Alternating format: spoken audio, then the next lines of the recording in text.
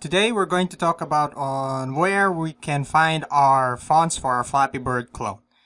Well, first we're going to our search engine and we're going to type in Flappy Bird font.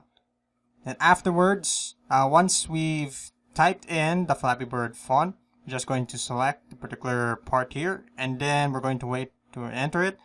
Then we're going to this particular site we call dafont.com. Dafont.com is a very useful site where you can find all the necessary fonts that you need in order to use what you can use for your own mobile games. All right.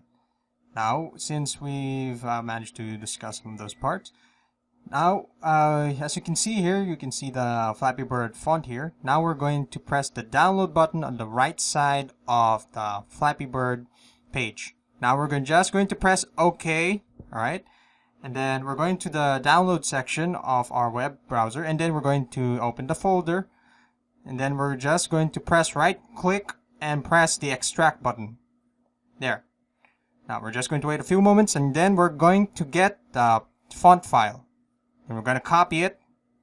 We're going to our Windows here and go to the control panel, and then once we're in the control panel, we're going to our fonts here. And once we're at the font, we're just going to paste it since I've already downloaded it, so there's no need for it to place the font. Alright. Now we're going to our Photoshop to demonstrate to you what it would look like.